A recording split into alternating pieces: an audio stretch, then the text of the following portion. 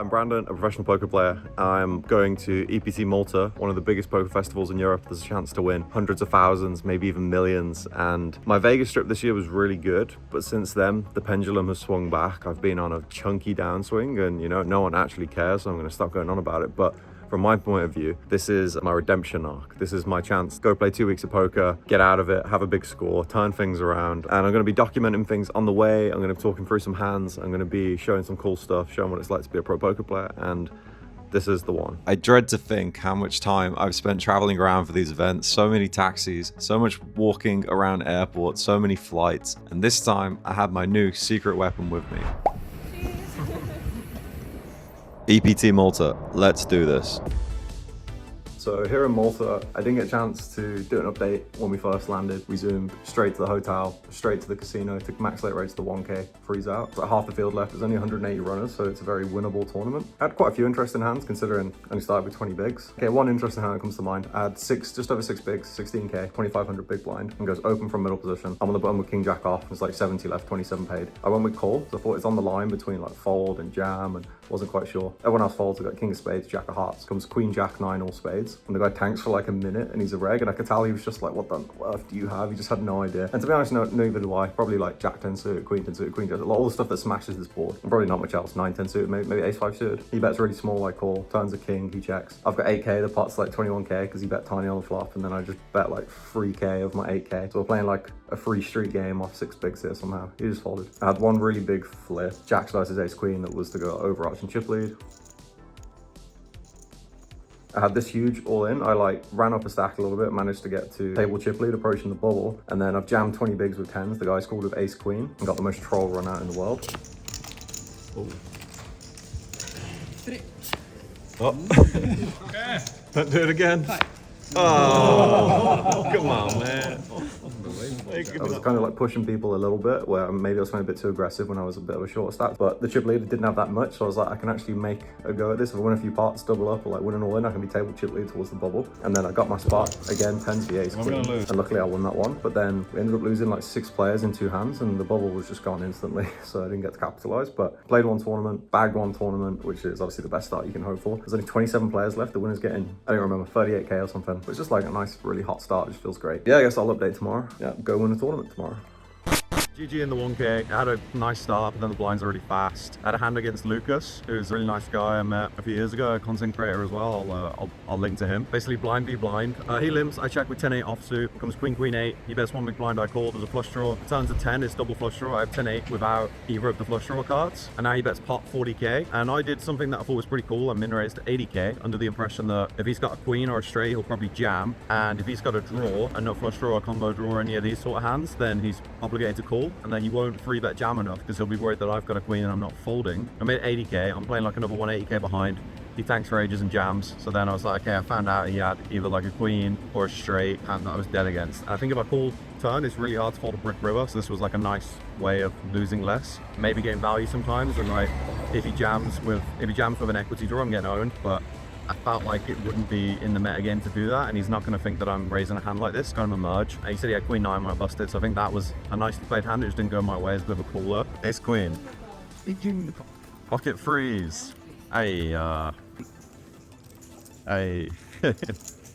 queen. Yeah, but it's more painful, right? This random guy did not seem to understand that I was trolling, calling for a card, knowing that I'm drawing dead here. You hate to see it. And then, yeah, I got ace queen into freeze to bust. Kind of boring. I'm gonna go get some breakfast, then jump in the 1650 huge field PokerStars Open main event thing. A short coffee break. I was gifted a new high quality mic courtesy of Poker Ninja, and now it's back to the action. Now into the big field 1650, and the festival was now in full force. Let's find out how good this new microphone is for sound reduction, because the road is loud. Playing the 1650, I had one interesting hand. I opened pocket 5s, black 5s in the cutoff. The big blind calls. He's a French PokerStars pro. Not played with him before, but my read on French players is they're overly aggressive. The Brazil of Europe. The flop comes 6-6-4, 2 diamonds, 1 heart. I have black 5s, check, check. Good range bet, but don't really want to face check raise with this hand. I would have to call 1. 6-4-4. So like a 6-mind check raise and then be really far ahead. 2 flush draws. I've got an open ender, check, check again. And there is the jack of diamonds, and he bets 4 into 4.6 really fast. So I have a few thoughts here. One is he's capable of bluffing. 2, most bluffs will start betting the turn because it's a really bad turn for my check range, even though it's good for my hand. Most most flush draws will start betting the turn. I guess you can check some nut flush draws and go for some check raises as well. That doesn't leave that many hands, but he's kind of saying he's got king jack or better. He could be trapping with, you know, trip, going for a check raise or something else. So I have a bluff catcher on the river. I need a way to decide if I'm going to call bluff catchers. Either he's over bluffing, so I call them all, he's under bluffing, so I fold them all, or something in between where I do some sort of randomize. I just went with a 50-50 randomizer. I couldn't decide, and I kind of hate that cop out in a live tournament, but I just couldn't decide. It was like, it might be a pure call, it might be a pure fold. Gave him credit to bluff sometimes. I don't know if he's overdoing it, so I went with 50-50, and so obviously I folded, and I don't know if it was a good fold. And then 21 bigs, I open the button with ace 4 offsuit. The big blind free bets to 7k, and because we're playing chip EV, he should mainly play jams. The only hands he really wants the non all in, he could trap like aces and kings. Even jacks might just go all in. So when he free bets non all in to 2 to 7, he's basically saying ace jack suited, ace queen suited, maybe king queen suited, free bet calls, ace king suited, obviously aces, kings, queens, pocket jacks maybe, but that might just go all in. Aces might trap. So he's super polar. In that sense, my ace is good. Some people overbluff this spot, some people never bluff this spot. The problem with this hand is my opponent was French. I gave him the credit, I went with the all in. Wasn't sure whether it was the right thing to do, but I think the ace is really good, and he had ace queen suited and he held, so it might have been a punt, might have been first punt of the trip, because maybe he just always has it, but you know, I thought about it, I thought it was a good spot. He had it this time, maybe it was a bad play, maybe it was a punt, but I'm gonna go re-enter. The second bullet was going better. I won a crucial flip early on, and I had to play pretty tight approaching the money. One spot here, really close to the money. The chip leader opened the low jack, and I've jammed 11 bigs in the small blind with queen 10 suited, thinking I need to make some chips to make it through here. I've got some fold equity because he's got the widest open range. No matter what happens, I love that you're in such a tough spot. Very fortunately for me here, he folded, and I guessed his exact hand straight afterwards, given how much of a tough spot he was in, and that was ace 7 offsuit. 77 left here with 74 making day 2 in the money, and I'm all in again. Luckily it gets through, and a few hands later we are in the money. Chips in the bag, 1650, 2 bullets. Pretty interesting day. Playing live poker just gives me energy, you know. Just feels so much better than online for some reason, like more engaging, more interaction. I love just speaking during the hands these days too, just having some fun with it. Pretty happy I get a day off tomorrow. Probably my only day off for the trip, so I'm gonna make the most of it. A very rare day off for me here. It's really easy to take for granted what I do for a living, getting to see so many beautiful places. Look at this water and tell me we don't live in a simulation. Clearly it is just not real. I'm often one-track minded with poker and wanting to just play all the time, but having the time off to reset is also so important. You can't just constantly play poker all the time. You become numb to the outside world. You forget there is another world outside the numbers, the ones and zeros. So it's really important to reset and, you know, take some time off. Especially if you're running bad, it's really important to take a step back, enjoy the view. It can make a world of a difference just to realize that the whole world is not just poker and how you run at poker. We pet the cat statue for luck, and now it's time to go and run good for day 2. Day 2 of the 1650 was today. It started at 11, so I walked in kind of like a zombie. I got it in with 9s against ace queen for my first 10 big in literally the first orbit. Folded for pretty much an hour, and then it falls to the French guy on the button. He eyes up my stack and he eyes up big blind stack for a long time. We're at 5k big blind, and I can see, I'm thinking he's thinking about open jamming, but he doesn't know if it's like too big of an effective stack. And then he counts my stack, counts the other guy's stack, eventually jams. I think the other guy's got about 20 bigs. I've got literally 14 bigs. I look down at ace 8 offsuit in the small blind. Now we're not near a pay jump, so I like to play kind of closer to chip EV. What do I think his jamming range is? Well, probably ace 2 to ace 5 suited, probably 2s to 5s, probably some suited broadways, probably king queen off, maybe ace 9 off. I think even ace 10 I think can raise call here. I think my ace 8 is just the best hand almost always, and then there's only one more player behind that might find a hand. So I went with it. I thought it was kind of close. Ace 7 off I'd still fold, to be honest. Ace 7 suited, maybe I'd be in here. And then the big blind finds 10s as well. The guy that jammed, I was right with his range. Well, he had ace 2 suited, so you know, he's at a weaker portion of his range too. And I busted, so I'm gonna have a little break now and then go play the 825 cup. Let's go. It's time to go and crush some souls and bag the chip lead. So I may have just punted it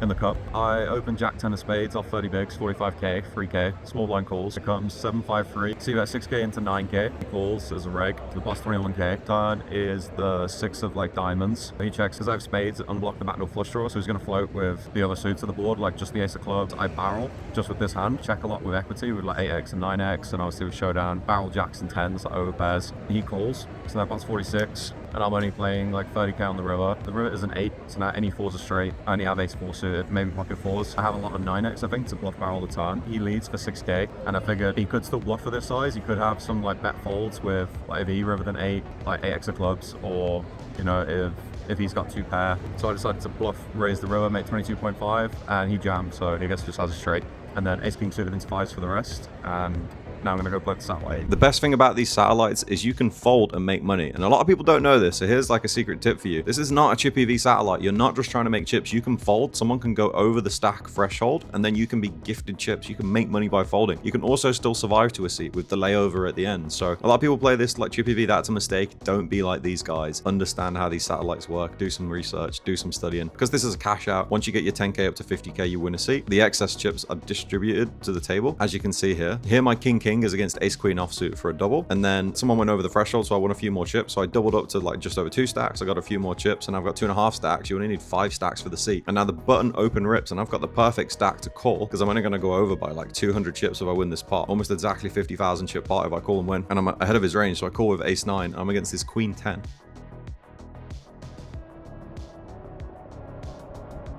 And we hold for a 5,300 euro EPT seat. It's my 3rd cash of the trip already, which is just an absolutely flying start. So hopefully I can, maintain this semblance of run good, because this is just insane heater to start the trip. I finished the day playing the 2100 2.1k euro hyper KO, and I had so many all in here, I won 2 1k bounties early on, but then I lost a crucial all in flip, and then right towards the bubble, I'm now at risk. I've only got 6 or 7 big blinds, I think, with ace king. I've got it in against king queen suited. This is to get back to average stack near the bubble. It's a really crucial pot.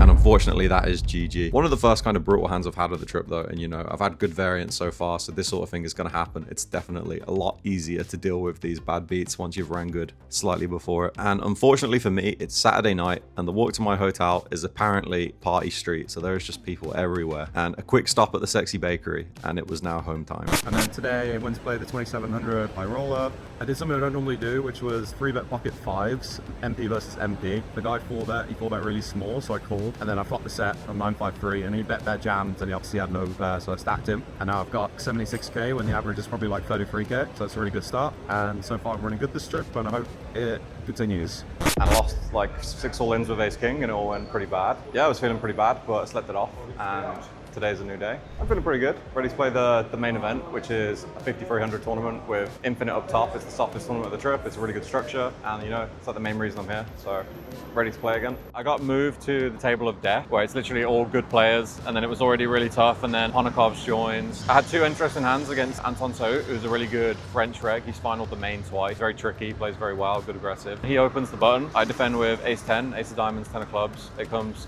queen jack 8 with 2 spades. I check call versus like normal size, 600 into 13. Pot's 2.5. The turn is a brick. I check and he bets pot 2.5. I call again, double gutter. Ace high can be good, pretty standard. I might check raise if I had a spade. And then the river is a brick spade, so the flush draw gets there. Now, as the big blind, when I call twice, I have a lot of flushes. I have a lot of combo draws, a lot of pair and flush draws, so I river a flush a lot.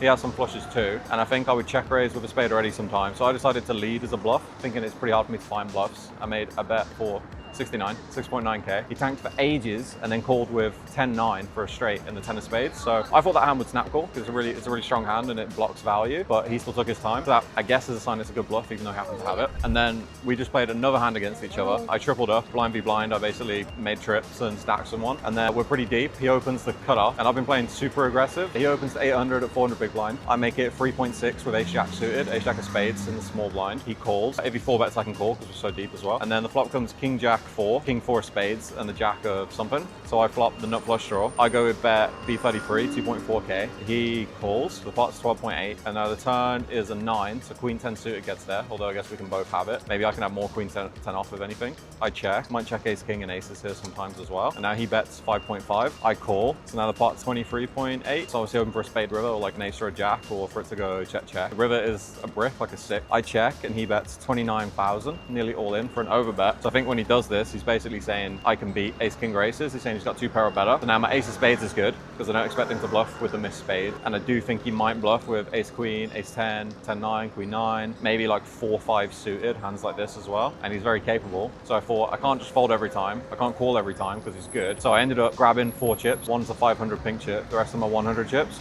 and I just shuffled them in my hands and decided I'm just going to call 1 in 4 times. And I told him, all right, I'm just going to call you 1 in 4 times, so I can't decide. I don't want to call, maybe I should call every time in hindsight, to be honest, or more often, but I thought 1 in 4 is probably enough. And then it came out call, so I called. This was a huge pot. The pot's like, what, 81,000, the average is like 34,000. I call, and he had king 4 suited. He had 2 pairs, so I lost. He had value. So now I'm down to like 15,000, but the blind's going to be 500. I've still got 30 bigs, and it's a tough table, but I think it brings out the best in me because it's like big brain time. Everyone's playing really good, so I'm gonna keep playing.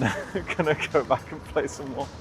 I played such an absurd hand here halfway through day 1. You can see it here. Trust me, it is worth the watch. This day started tough, but showed a lot of promise. But then with just 20 minutes to go at the end of day 1A, I get in a pretty huge spot and I bust, which means I've got to play again. I've got to come back for day 1B tomorrow, but the main event dream is still alive. Yesterday was one of the toughest days of poker I've ever had. I just had decision after decision after decision where I was like, do I hero call the river? I was always in the bin. Ended up busting last like 20 minutes of day 1, which is unfortunate. So I have to play again from the start today. I got put in a tough spot really fast again, where I was deciding whether to make a hero call with ace jack. Basically, I call ace jack with the jack of hearts, small blind burst cut off, and the guys went bet, bet, bet on ace queen 10 with 2 heart, turns 5, double flusher on the river's a 3 hearts, the flush gets there. Ended up folding the river, and when we broke tables, he did tell me he had a flush, so that was a good fold. But again, another tough spot straight away, so I was like, is it gonna be one of those days? But then luckily for me, I seem to have just gotten 2 really nice donations, and now I'm doing really good, and I've got 75K. You only start with 30K, so it's like a flying start, but I've had flying starts before that then go badly, so I'm gonna just stay present,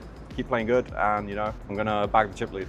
A few moments later. Pretty tilted. I had like a similar trajectory in the main where it was going well and then it wasn't. Last 30 minutes of the day, I had about 35 to 40 bigs and moved to a new table, and Romain Lewis opens under the gun, 7-handed. I defend with king jack offsuit. The flop comes jack 9, 6, rainbow. I check, he bets 3K into like 6.8. Bit of a size up, so I call, could raise. Turn is a 4 and it's rainbow. I check and now he bets 7.5. And the thing about that is when he bets 7.5 when I'm playing like 35 is it's a custom size, because I know he knows that if he wants to play for stacks, he should bet geometric. That's when you set up like the same size pot bet on the turn and then the river, but he didn't. So I have to figure out what that means, because I don't think he knows that I can figure out what it means. So that's what he's doing is either he's got like top set of jacks, the board's locked, or he has like a thin value bet, which is like ace 9, queen jack, jack 10. So I thought about raising the turn thinking I probably have the best hand. If he has jacks, I'm getting stacked anyway, and maybe he levels himself, but I'd have to min raise and then maybe he thinks it looks stronger. So I thought I'll just call, maybe even lead some rivers. And like obviously sometimes he's going to be bluffing too. Maybe he wants to keep my range wider, keep me calling with second pair, third pair, so then he can always bluff the river. And now the river's a queen, so queen jack gets there, king 10 gets there, 10-8 suited gets there. But if he was bluffing, and that is the story, he is always going to carry on bluffing. My read on the turn was like it's either thin value or it's a bluff size to keep me wider. And then he goes all in on the river, which is now an overbet. So it's almost like a change of story. If he's going to be someone that chooses a custom size, is he going to do that with king queen,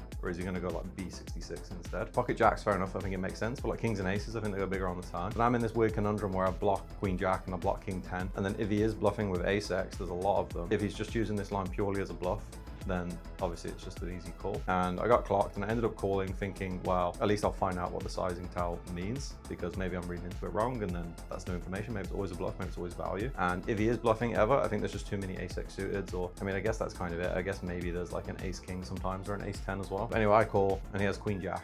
So he free-outed me on the river. But I think I'm only annoyed because I thought about him having that hand on the turn. I thought, oh, he sized down because he's got queen-jack or jack-10, pocket 10s, ace-9, and then queen-jack makes the most sense. So I could have probably just put him on that hand exclusively and folded, but I didn't this time. And I'm out of the main again, and there's no more chances to play the main anymore. It is what it is. And I have to come back and play whatever the next event is tomorrow. I think it's a 3K mystery bounty. So even though I blocked those hands and folded, but I gave him the credit, he had it this time. And I'm gonna start folding the river because everyone's always fucking got it. Day 8, I was really ill, I think with some sort of food poisoning, so I had to take the day off. And on to day 9, I was taking it easy. I still didn't feel 100%. I just felt a little bit weak. I played some tournaments, I won some pots, I lost some pots. It was a pretty boring day overall. I mean, I'm pretty sure I just lost some flips, you know, pretty standard stuff. I didn't play that many tournaments, so gonna kind of gloss over this day. Now look at this for a Ubim frame moment. Somehow we've got someone filming the table at the perfect moment where this guy makes one of the most hilarious folds I've ever seen. Just throws his cards right on top of the guy next to him that's already called my raise. And you can see I'm just like, can't even hold it together here. I'm so glad we got a clip of this. It's like poker Ubim framed. You know, it's always pretty demoralizing when you bust the main. I was on a bit of a bad run. Part of being a poker player is that you're gonna sometimes go on these streaks where you bust 9, 10, 15 tournaments in a row without cashing. You have to be able to just power through And that is part of the skill, especially being a live professional poker player. That's what I've been doing, powering through. Mostly like bricked a lot of stuff, had a lot of really sick spots, some didn't go my way, obviously lost a lot of all-ins, yada yada, boring poker, normal stuff. Yesterday was a bit more interesting. I played the 1650, and to be honest, I think I made my first like big punt of the trip, which is not what you want to be doing when you're like on the way down and starting to lose and just like, you know, it doesn't really help yourself. Basically, a 4-bet jam pocket sixes. I thought he had like just over 50 bigs, he had 60 bigs. It was against a pretty loose aggressive guy, but I didn't need to do it, I could have called. And he had queens, and I lost a mega big pot just before they reg closed for like 3 times average, and I was like, man, why did I do that? But come on, I'm better than that, I can play better than that. It's all part of the experience, and it was nice to, you know, listen to the self-talk, and I felt like it's nice to notice that it's improved, because years ago it's like, yeah, you're a fucking idiot, what are you doing? You're a punter, you're a loser, you know, all this like nonsense. But it was more like, you know, you don't punt as much as you used to.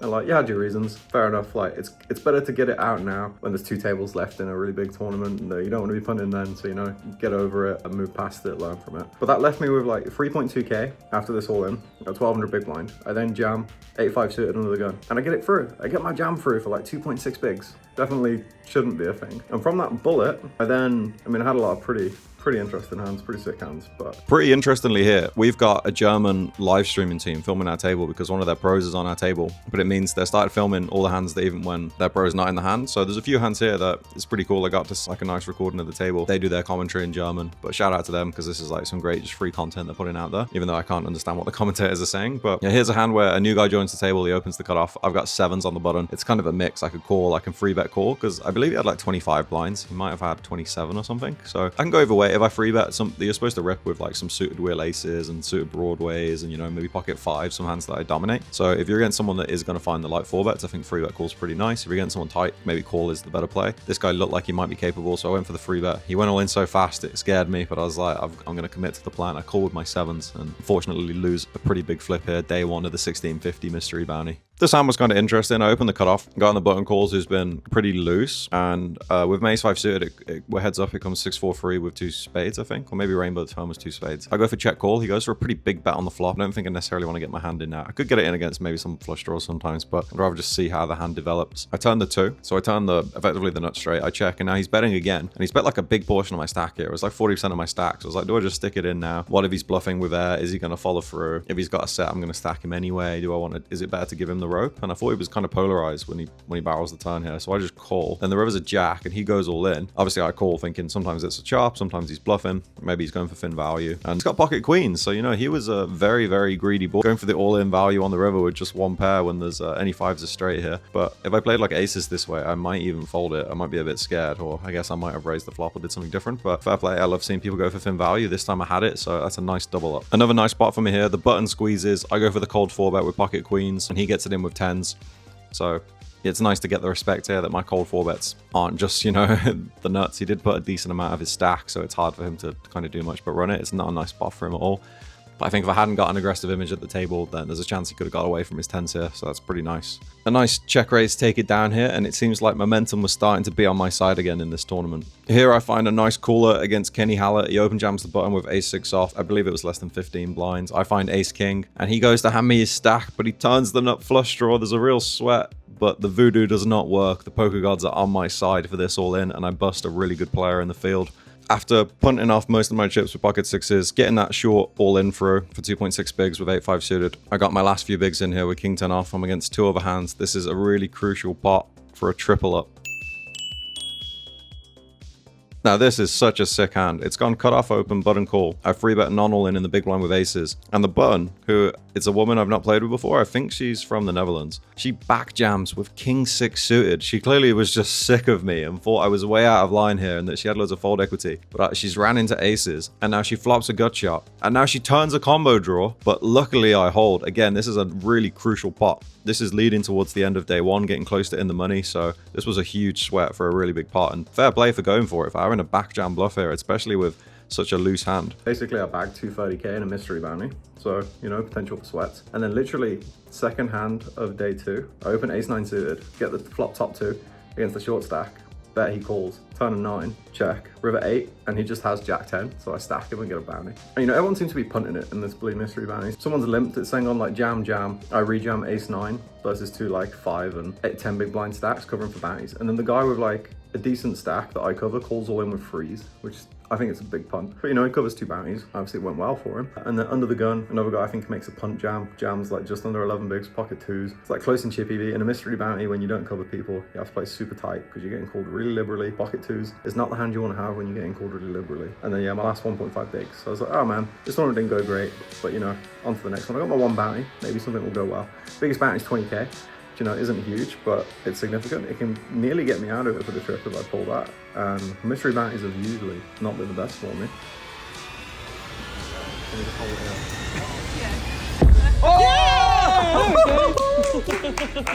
That was fucking sick. It's gone from like, I'm on the way down to, you know, I'm just living the dream. Everything's good, poker's easy, you know, you just lose all your all-ins, but then you just win the lottery of a random fucking envelope, which is just so ridiculous. I'm on the way up. It's like only like 2 days left of the trip, but there's a sweat. There's a sweat for me to actually win a tournament on this trip now. I did not win this tournament, but I did bubble the final table and cash for a decent amount, which brings the trip into the green. It made it a profitable trip because added on to this, after busting the mystery bounty pretty quickly and winning, you know, the biggest bounty, having a decent score despite busting so fast, my friend Robbie, we swapped and he went on to win the tournament outright for 6 figures. So along with this swap, it actually made this trip not just break even, but a small winning trip for me. And you know, you love to see it. It started well. It went pretty terribly in the middle, but it turned around. Overall results, I played 22 tournaments, I cashed 6 of them. The buy-ins were 46,135 euros. I cashed for 47,800 euros, yielding a very small profit of 1,665 euros, which became semi-decent thanks to my swap with Robbie. It was a good trip overall. It feels kind of silly that, you know, obviously I lost some crucial ins that were worth a lot of EV, and you can, you know, lament these things, and I can be like, why did, you know, I lost that crucial hand in the main that was worth loads, or I had that really rough day losing flips in the high roller, but ultimately it became good from me pulling a random bloody envelope. And, you know, I'll be the first to say I've ran atrociously in mystery bounties overall, so I'm just going to take what I can get and see this as the turning point. Maybe I'm going to start coming after that mystery bounty EV and start pulling some 5-figure and 6-figure ones from now on. That is the dream. If you like this video, thanks for watching. Remember to like, comment, subscribe, all the good stuff, and it inspires me to keep making this content. So thanks for watching and see you on the next one.